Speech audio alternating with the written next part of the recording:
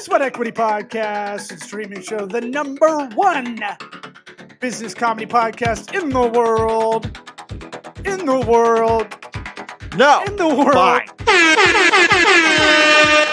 You don't get to tell me when to do it. Episode 297 with Power Business Attorney Stephen Fantetti of FantettiLegal.com. So proud of you. Don't call him Power Bottom Business Attorney. Whoa. Can't do that. I know, and you don't. He doesn't like the gay jokes. He's not down with that. That's why I'm proud of you. Hey, that's why you're Eric Redinger Yeah, there you go. on the ones and twos, hitting the producing and the mic there. I'm your other host, Law Smith. We're the 2020's best small medium enterprise business advisory podcast in the United States. If you want to help out the show, go It's global, by the way. That's global. World, not just USA. Not contiguous United States. All 50, baby. All 50 and the world. That globe. That's what we're talking about, globe trotting. Listen to us on Apple, iTunes, Apple Podcasts, iTunes app. You want to support the show and not our sponsor that I'm about to do? You can go on there, give a 5-star, give a little review, write a little sentence, and subscribe. That's the cheat code that gets us up. One day, we really want to make a push to be on the top business podcast because we shouldn't belong there. Yeah, and they'll pull us right off. This Be a good episode day, though. is sponsored by Warby Parker. WarbyParkerTrial.com/sweat. How mad do I get when I hear everybody I talk to that just bought a pair of prescription glasses and I have to ask, how much did you spend? Alarmingly mad. It's almost absurd when I hear it. And I go, why didn't you use Warby Parker's been a sponsor of the podcast forever. Why don't you use us? WarbyParkerTrial.com/sweat, like Keith Sweat, like Montez Sweat. Shout out to defensive end, Montez Sweat. Get 5 free pairs to try on at home.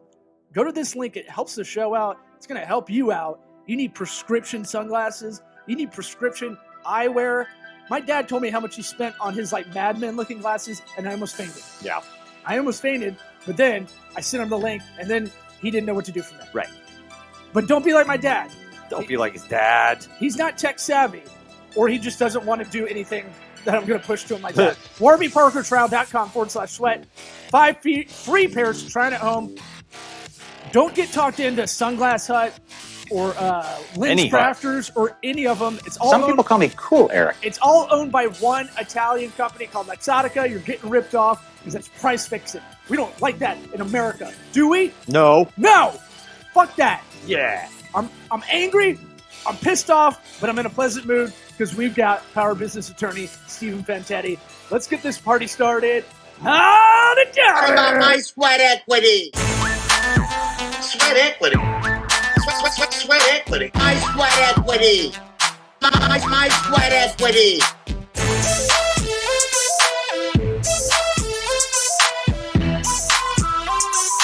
Sweat equity. What about my sweat equity?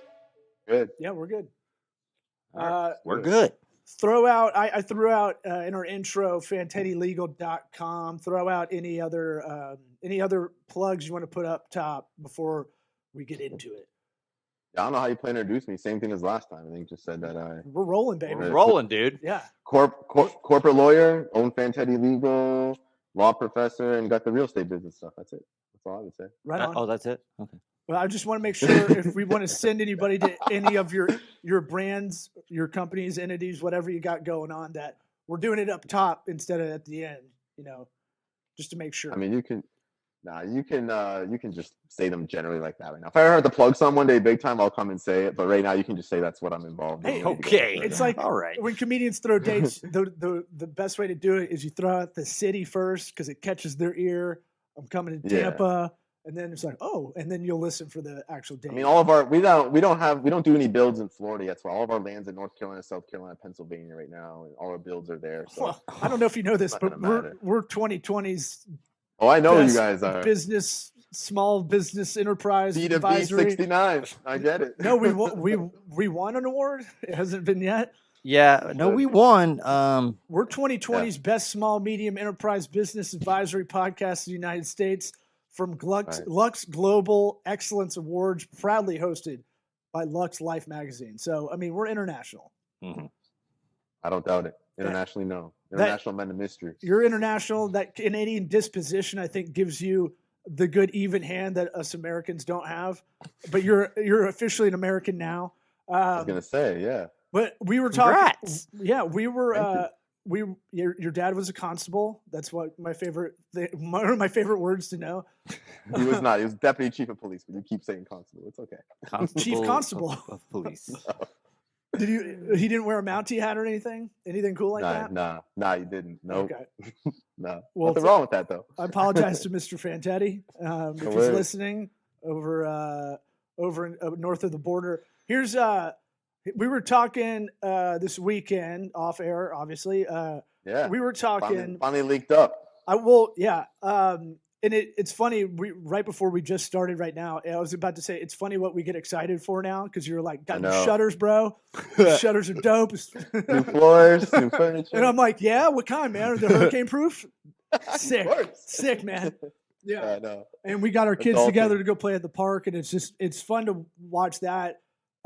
Knowing you for how long we've known each other, our interests have changed into the dad dork kind of stuff, where you're just like, yeah, here's how these kids can play with the Hot Wheels kind of thing. And exactly. I'm as pumped to watch them as anything else, And then we dorked out on business stuff pretty much the whole time while they played. Well, right. And I was like, ooh, this will be a good question to lead off when you come back on is, if you're a small business, and I think of HR, and I think a lot of people do, I think a lot of people think of it as so supportive or last on the list of priorities. And we were kind of just, waxing poetic about it. And it's one of those things where, let's say you're a small business under, let's declare what a small business is. It's a business with less than 20 people. Okay. Oh, that's what it is?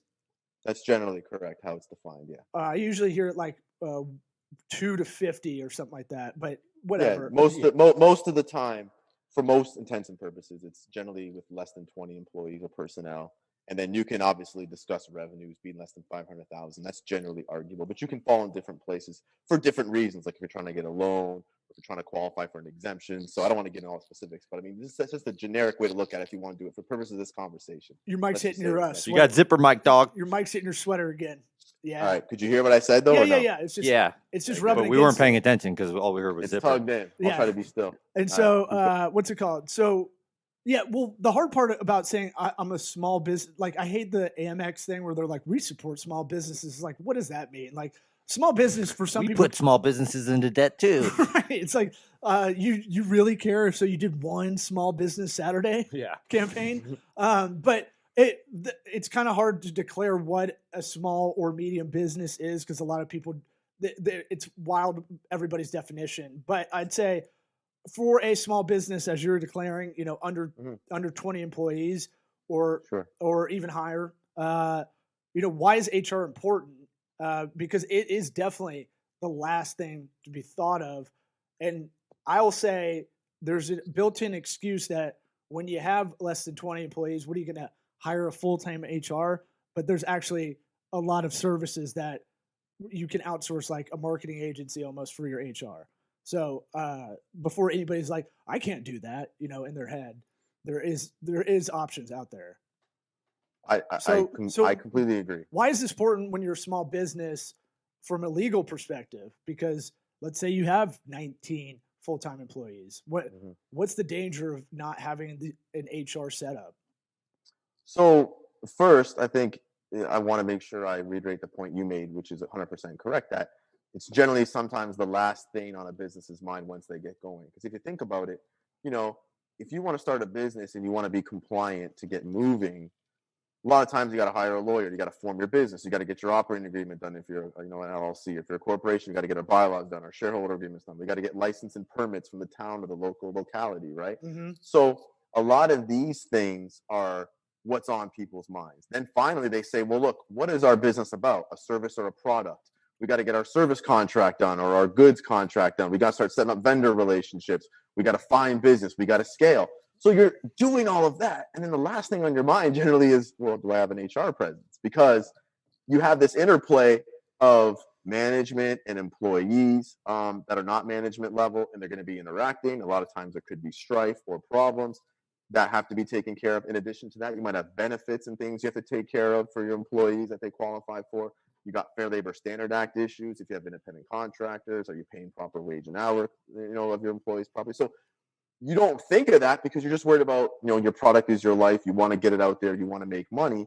So to reiterate your point, that's the reason why a lot of businesses forget. So now to get to your second point, why is it important to have one? It's for those reasons I just stated. It's easy to misclassify an employee, or it's easy to,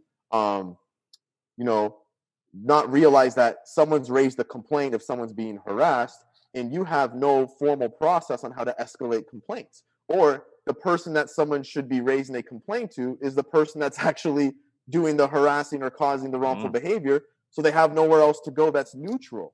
And so by law, you're supposed to have all those things in place. So without them, there's several problems. Obviously, the first one is you're out of compliance with the law in any of those issues. If an employee brings a lawsuit against your business, you have a high probability of losing and causing your company monetary damages, fines, whatever else it is related to whatever the claim is. Secondary to that, one of the biggest issues with human resources issues that companies fail is they don't have consistency. So if you're going to take any action where, let's say, you have no process, you're a new company, and all of a sudden, you want to write somebody up, okay? Well, you wrote them up because you felt that there should be a write-up, and then something else happens 3 months later, and you didn't write that person up, but you don't have a consistent protocol to determine why. Now you're opening yourself up to other claims because if one was a woman or one was a man, or if someone was of a certain cultural or ethnicity, then it looks like you're playing favorites on one of those terms. Now you open yourself up to a harassment case, and I used to do those kinds of cases all the time, or a discrimination case under Title VII. You could have prevented all that if you just had a consistent protocol in place that said, here's when we write up, no matter who you are, your race, gender, ethnicity, etc. Here's how you're going to be written up before you get in trouble. Or if we're going to terminate somebody, here's the grounds to terminate versus just unilaterally deciding. Because if you ever had to go to court or if you ever had to go to a deposition, they're going to ask you those questions. What processes, protocols did you implement or put in place in your company? And when you say you didn't have any, you're just negligent, and you ignored what the law is requiring. So it's the same thing we get with Fair Labor Standard Act cases, where I'll get someone who calls me and says, my employee's not paying me, or my employer's not paying me properly. I'm an independent contractor, but they're making me, stay here more than 40 hours a week, and they're controlling the scope of my work. And I said, well, you know what? You're actually an employee. They're classifying you, Ron, to avoid having to pay employment taxes, right, and they're passing those on to you through 1099. So you do have a claim, and then the employer should have known this, whether it was on purpose or not, but their protocol should be in place to properly handle it. And HR people catch all this. And so unfortunately, sometimes businesses don't have the funds to hire a full-time HR director. They want to pay them a salary. But like you said, Law, there's companies you can outsource this to. There's ADP. There's a bunch of other companies where they'll get your documents and protocols in place and give you advice and help on those things. Or you can just ask outside counsel, hire a law firm just to, get a consultation for a couple hours and tell you what you need to do. And then you can kind of take it from there in terms of how you want to hire a lawyer, get certain piecemeal items from a attorney, or you can decide to use the ADP route and then see what you can get from there. So there's a lot of different ways to do it. A lot of those payroll companies have all that stuff. Like you can get an employee handbook done by them where it's plug and play and put all that stuff in there. They have all that. And it usually comes, usually comes with whatever you're doing. It does. The biggest thing you do have, the biggest thing you got to be aware of, I tell my clients, is because a lot of times I draft a lot of human resource policy manuals for companies. A lot of times they'll give me one. They'll say, look, I found this one online. And I'm like, the first question I'll ask is, that's great. Did you check what all the obligations are of you? Because that might have been what someone else was doing, but you can't just take it and say, oh, this is how we handle, hiring, terminations, onboarding. Yeah, read through it. So I asked them and they're like, we actually do none of that. And I was like, well, why were you using this as your document? You got to tailor it to your business and your functionalities and how you govern your business. And so, yeah, you're absolutely right. I mean, you can get these things. You've got to make sure that they're tailored to your business and that you can actually do what it says on paper that you're doing, whether you're offering vacation time or sick days and everything like that. So yeah, one like practical place to look. I really love this website that I've gotten to know, and maybe I'll put my referral code in this episode description because I think if anybody signs up, it's like $600 or something. What? Yeah, it's Gusto. And so Gusto, not only if you anybody that's worked in like QuickBooks or whatever, and they have all the you can do kind of your own bookkeeping, but then it's like, do you need a CPA? We have people that are QuickBooks ready that we've vetted already. So Gusto has something similar to that, where they have a lot of resources, like a small business guide. It doesn't. Sure. It's not going to be the end all be all. It's going to get you kind of started in what to do. You need to go to like FantettiLegal.com and contact Mr. Fantetti, Nice. Power Business Attorney to the Stars. But it's one of those things where it'll get you in the right direction, but it also has that kind of, okay, here's hiring, onboarding, and kind of a bunch of resources to get that payroll, to get those things in a kind of, I love. If anything, it's a checklist. Right. Hey, you need to do this stuff at least. Know that. I love stuff like TurboTax that takes something very complex and simplifies it for almost anybody. And Gusto is very much like that. All right. Good plug there. I like that. Yeah. I definitely got to put that referral code in. I forgot about that until just now. There you go. 600 bones, pretty good. Just Do I have one of those? You got one too? That is actually not bad for getting some HR services and development and things like that for your platform. That's actually a really good price. And I have no affiliation with this. We might as well just have them as our advertiser every episode. That's brought to you by Gusto. That's a better payout than what we're doing with the other ones. There you go. WarbyParkerTrial.com/sweat, like he sweat. So we were talking a little bit too. I don't know what's going on in the news. I'm going to know less and less because I just deleted all social media off my phone yesterday. Because I'm a fucking hero. There we go. Big step. I'm a hero, guys. Thank you. I get a mayor sash and a key to the city for being such a good human. Has it been 24 hours yet? No. Yes. Yeah. No. I'm just doing it. I'm doing it as a study on myself, just to go. Would this not get in the way I'm going to do it for March and just see if I'm more productive, which I is the trade-off is you talk about it this much. Yeah. It's like being vegan. I just talk about you can get your news from other sources besides your phone apps. I know. Well, no, it'll make me be more proactive to looking up news, and I feel like I got to curate that a little bit better. Good. But we're talking about the stimulus check and how it's affecting business across the country. I don't even have like a worldwide perspective on that because it definitely will have some indirect effect.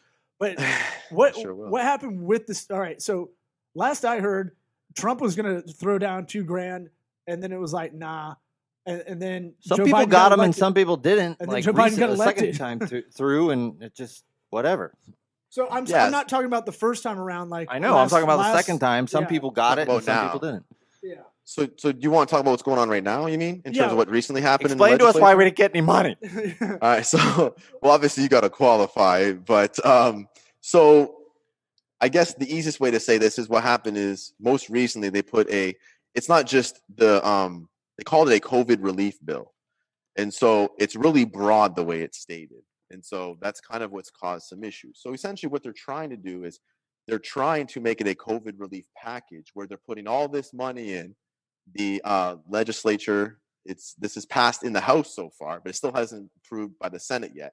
But they're trying to put a bunch of measures into this COVID relief bill, they're calling it, where they can appropriate a bunch of funds because obviously the legislature has to approve the spending for the president to even be able to for his bill to even go forward to even be implemented. Mm-hmm. So far the House approved the appropriation. So they're saying, look, we're going to put all this money into all these different things that will help with COVID relief. They're saying we're going to give, $1,400 stimulus checks to everybody who qualifies based upon your income, etc. They're going to put in, I think it was several $100 million for vaccines. They put in a whole bunch of other money in place to help hospitals. They have other money in place to be able to help other programs, including like the rent relief and things like that. So they're trying to call it a COVID relief bill, which it is because they're supplementing the bill with all these other expenses. But the House passed it because they have the majority and they're able to obviously do that. It still has to get through the Senate because it has to be approved by both both houses in the legislature, the House and the Senate. So while it's with the Senate, they're thinking that it may not get approved in full because what happens in most bills is people attach amendments to it. So you'll see things in this bill like there was money appropriated to build a new bridge to connect, Buffalo, New York, and Canada. And they probably think Chuck Schumer had something to do with that. There's and the alien thing. What was the alien? Is that with the UFOs? That was the old bill. That was the other one. Good. So this bill, there's money appropriated to help with farming. There's money in this bill to help with cultural facilities, to help with the arts and humanities. And so there's also money in here where they're trying to attach a bill to account for a hike in the minimum wage to get it to $15 an hour.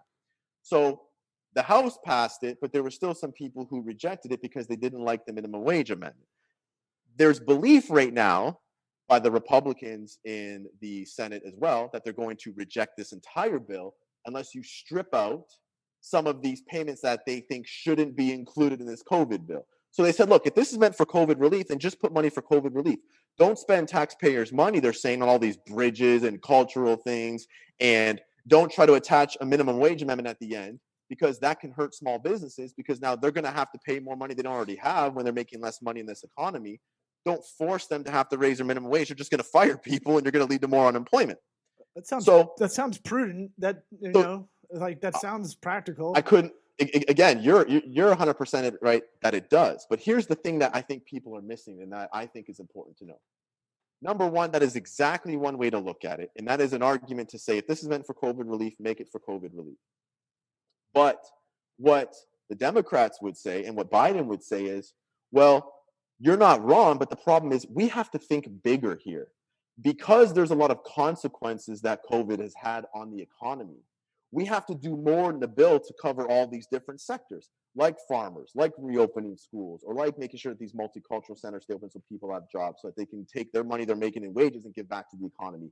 And what he's trying to do is he's trying to foresee a problem like in the 2008 crisis, probably when he was working with Barack Obama to avoid when the housing crisis hit and all the banks were failing, is they have to do things to inject the economy so that people can stay employed and still be able to have jobs and contribute to the economy. And so if you're making $7.25 an hour, they're saying, look, you're still at the poverty line. It's not going to help you. We got to do something to get more money in people's pockets to get the economy stimulated, because if we don't, then there's a high likelihood that if COVID continues and we can't reopen everything the way we did, people will have less money. So that the stimulus check might not be enough. One way to put more money in people's pockets is to increase the minimum wage. However, again, is it the best way to increase minimum wage to do it through a COVID relief bill? Some people think you should be legislating for it separately. Don't pack on, just focus on COVID. Genius. But again, this is the clash you're going to see. I know right now, because of these two different schools of thought. And so it's really hard to decide and find out how this is going to fall. So I think you're going to end up seeing that in order to get this passed, if the Republicans don't try to filibuster, if they had the votes, that you have to see that they might try to strip things out of this bill to get it passed, and Democrats might have to accept that to get some kind of COVID relief bill passed. So that's what we're facing right now, and that's one of the main issues that people may not be getting from the news or otherwise, is that clash of how do you approach this bill? It's not just what the bill does, it's how much is packed into it aside from COVID, and is that for a reason where Republicans think you're wasteful spending, or should the Republicans see that the Democrats are trying to save the economy, and this is one way to help inject money in the economy to keep it moving, to avoid issues? Because Republicans just think if you print more money, you're going to cause more inflation of the U.S. dollar, because you're putting more out there. Obviously, that's going to lower the value of the dollar once the economy starts tanking and people can't pay their debts and do things. So there's a lot here, than just simple COVID relief. And that's what's caused the problem with this bill and the news that you see from that. Yeah, more than anything, it points to institutional problems of how it all works. That is so frustrating that they'll just roll all that shit in there, and now we're at a deadlock. Yeah, you can't just get. It's 2021. You guys can't just do it on computers and then do one thing at a time. I mean, it's not that hard. But we're just going to fight it. But that's one way to look at it. But the other problem, Eric, is, well, maybe Biden's right. Should we be thinking bigger? And we need to do more to keep the economy. I'm not even addressing any of the issues. I don't even care about what it is. It's just like, wait, what? You can't just do it, the one thing, and then we can, how long? And of course, every bill is 9,000 pages long. Like any of those guys are reading that shit. Their teams read it, right? Shut up. Their teams read it. They don't have enough time to read it. Well, you're supposed to read it, but of course, at the end of the day, you have people. I mean, the congressmen and women generally don't draft it. They might draft some parts, or they might add some language, to these general templates when they add things in. But I mean, at the end of the day, you're going to have your staff really get deep into it, because it's very rare that these senators and congressmen and women have time to read through the entire bill. But when you also have to remember that there's sessions of a bill. There's various steps. I know you guys know how a bill is made. You probably learned it in school when you were a kid, but at the end of the day, There's a song about it. But you can tell the audience what well, I'm not going to go into all the details, but at the end of the day, you do know that, once a bill gets out of committee because it's been approved and marked up and allowed to go to the floor for debate, a lot of this information about what's in the bill is already said through debate. So sometimes that takes their rationale away for having to read everything if they already know the items that are being debated. So usually those are the most, gating issues in any bill are being the ones that are debated. So there's no need to really go back and read everything is what they say. Obviously you want to read everything that's in the bill and know when you vote and be well informed. But I mean, that's just what people say is one technique that these people sometimes do before they vote. So, it's important to understand that. But like I said, I think the most important thing is it's not necessarily about the dollars in the bill. It's not necessarily always about, whether or not one party's trying to play politics. I think the most important thing is just it's the point of view that's the right one that everyone thinks in the majority should be done. Should we just be spending to attack COVID relief? Or should we really be prudent and think about broader problems? And then that's why we're putting more things in the bill. Or again, like I said, is that considered overspending? We'll deal with those issues as they arise. We don't need to do all this now, but it's just a difference of opinion. Biden thinks he needs to do more to save the economy than just pay COVID relief. Republicans think, no, you don't need this wasteful spending. Just focus on what the problems are in front of us now. And as you know, conservative Republicans are generally fiscally conservative. They don't want to overspend. So that's why you have that big clash. Yeah, I'm leaning on the Republican side of all of that just because because I'm a staunch Republican. No, because you voted for Kanye. yeah. Yeah. Black Lives Matter, guys. I don't know what you're talking about. Now he's got to deal with that backlash again. BLM, I'm all about it. Sorry, I'm pro Black Lives Matters. Okay, sorry. So sorry. Okay, guys.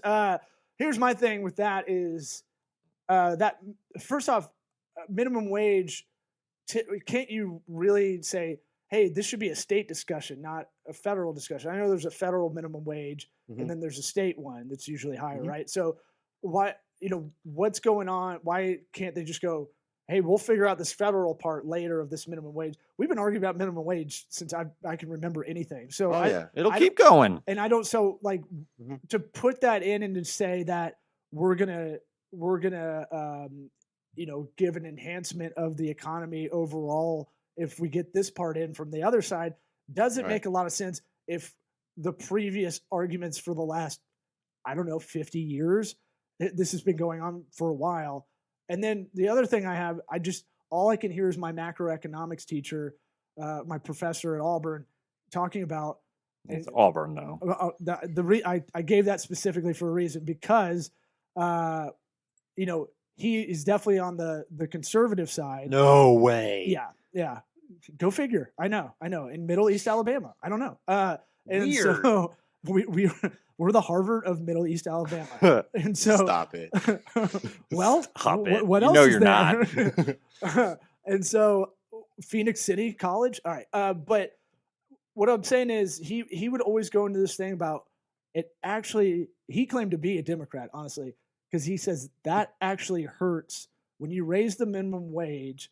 More people will lose jobs that need it, and a lot of businesses that are on the enterprise level are. McDonald's is that example everybody likes to use because it's ubiquitous. So it's one of those things where they're talking about Washington already made it $15 an hour or something like that, and sure enough, McDonald's is like, oh, computers do your job now. We could just do an ATM. We don't even need that. We need one human, really. Yeah. It's going to force us. He's an IT guy. In a way, it's almost like how everybody's realizing Zoom. You don't have to be in the office as much and you don't need as much office space. And it's like, yeah, well, when you're forced to do it, you're going to figure it out as a business. What do you think about that? Do you think raising it up, and let's say it in a small business perspective, if you want, just because mostly that's the audience that might be listening, is, I think it does more harm than good in a way. Well, I mean, yeah, if you look at the bill, even I didn't get to say this point, but if you look at it too, what they're saying is, well, how are you going to how are companies going to have the revenue to be able to pay and supplement to keep people on if you have to increase the minimum wage? The bill actually states, and I think Bernie Sanders put it forward and Elizabeth Warren, shocker on that, where they said, well, look, we're going to tax all the big corporations who haven't raised the minimum wage right now or tried to make a more competitive wage. Mhm. And then as a result of that, we'll have revenue to help supplement all the small businesses to keep them in line to be able to pay more of their employees a higher minimum wage if they can't do it themselves. That's going to be a tough thing to obviously implement. But, I think there's a better way to do it, because I think Go to your there's no HR question. person.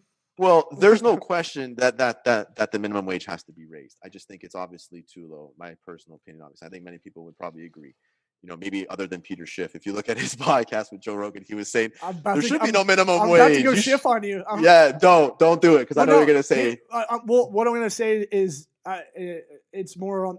I just, in theory, I like the argument that it's a minimum. It's not supposed to be the job that you have. Like, and that's what Peter Schiff is saying. It's whatever. If someone's going to pay you $1 for a job, he says, well, don't take that job. Go somewhere else where they won't at least pay you more, that the market will bear it and set it. But obviously, not everybody has that ability. So I think that's why I don't think Peter Schiff's right on that. But the most important thing to obviously understand is that there has to be a rational way to implement the ability to have a minimum wage. And I think what they have to probably consider doing is they have to scale it slowly, which means if you don't want to impact a company, say you have to raise it, by almost $8 right now, or else you're going to be penalized, then scale it. You say, you know what, by 2022, it should be at $10.50. By 2023, it should be at, $12.25. And then we get to $15, by 2025. That's a less of a burden instead of just shocking the system right now and demanding companies to meet this high amount. Right. Let's incrementally make the minimum wage larger and have that committed by legislation. And then if people aren't doing it, then all you have to do is tax them for the difference. It's almost like what they're doing for Obamacare, which the Supreme Court said was a lawful tax. And my theory on that, why you don't do that, is because you can't put your stank on it as a politician. Because you got to enact this now, because you do. If you're doing it the right way, like you're saying, that's a 20-year plan. It's easy to just have it correlate to inflation. 2025 is 4 years away. You know what I'm saying? Like, there's a lot of stuff like this that goes on that you could go, this should be a slow implementation. But that will force businesses to adapt. Right. It's not going to force them to go high right away. And it lowers the burden on their payroll doing that. So I think that's probably something that could be, I'm not saying it's the only answer, but I'm saying it's better than just, saying you got to take this $15 minimum wage or nothing. And it's like, you have to have. And we'll do the same thing in 10 years where it's just whatever number that is. Yeah. I mean, it's a moving target for sure. But at the same time, oh man, I had something. So we were talking about that scaling up book, and if for anybody listening about how to scale for the 4 parts, you remember? Sure. I do. You got it? I don't know. No, not off the top of my head. No, I remember the book. Yeah. Well, for anybody that's just even trying to do their own side hustle and thinking about scaling, you wrote it down on your hand. Go ahead and say it. Go ahead. I'm nervous. I'm not going to get it right. Here we go, baby. People, let's hear it. Strategy, execution, cash, and those are the 4 things you need to scale up. And that could be from you scaling your turquoise jewelry store on Pinterest and Etsy to getting it to being a full-time thing. You got to think of that even from that jump at the starter level. I want to make full-time job out of this. I want to make a whole company out of this. Expand to other colors. Right. Yeah. Aquamarine, maybe. Whatever your tacky aunt likes to buy. I want to jangly jewelry. Whatever people in the West that are alternative medicine people. That's this is the jewelry I'm making. So I'm just that's something I was been listening to and thinking about as you're talking about that, because I think from the business side perspective, it's I don't know, it's just interesting to watch that and figure out an actual way to do it. With the real key is to not worry about the government waiting for the government to help you, because that's a a fool's dream almost. Well, sometimes some businesses will obviously need help, because even what I was talking about doesn't mean that's the exact way it should be done, or that I agree it should be done. That's just something that people have been proposing. Right. But I do know, when you've had 2.5 million small businesses fail since March of last year, some businesses are going to probably need some help, and that's obviously what the government there is for. It's not just regulations, also to provide assistance. But there's got to be the happy medium where you can't over-regulate. Too much regulation kills, the ability for some people and businesses to be able to not just have competition, but to be able to diversify their product set or to be able to grow their business and scale sometimes. So, you have to find that happy medium. It's obviously very difficult to do because you do have differences of opinion on both sides of the aisle in Congress. But I mean, I just think at the end of the day, the biggest thing that they have to take to, be aware of when you pass bills like this is you really want to try to get them on a bipartisan basis. I mean, if you learned it under Obama's administration, when he had to pass even the Affordable Care Act, remember, he had 0 votes when it went to the Senate to approve it. So all the Democrats pushed it through. And then after that, the Republicans thought Democrats didn't want to work with them anymore. And they didn't help them get any of their agenda through when they had the majority in the Senate. So ultimately, what this means is I think it's in Biden's best interest to make sure that he does get bipartisan support, listen to what the Republicans want here. He's going to have to cut something. If you looked at his press conference last week, I think it was on Friday or Saturday, Biden said, he goes, "You tell me what to cut. I think all this stuff needs to be in here." So the Republicans just got to propose it. If it's going to be the minimum wage, then Tell you got me to what to do. Do the work for What him. do you My strip? God. So, but I mean, that's what we're facing. But at the end of the day, there's no question we got to help these burdens on business. And I don't know right now if making the minimum wage implemented at that rate at that amount of time is really going to help the economy. But again, I'm not an economist. Maybe there's something I don't know that he's being told from his personnel. I think a gradual, slower, implementation is probably a better approach in a hurting economy right now. But I mean, I guess it just depends how much money they actually end up injecting in the economy to help businesses. So I don't know how many are getting PPP and those other kinds of paycheck protections and loans. So we'll have to see. And you're not a politician yet. But we're out of time, man. We didn't even get to all the stuff on the punch list, but let's just get you back on every month or something. And, I'm ready to come back anytime. We'll get you in the studio next time. Sounds good. Yeah. You want to talk about competition? That's your favorite thing, man. You love monopolies and stuff. You like talking about that. Competition makes you better, I think. Absolutely. I'm all about it. Yeah, we can talk all about competition next time. Cool. All right, thanks for having me on, you guys. Thanks, you guys dude. Take care. Thanks, man. See you later.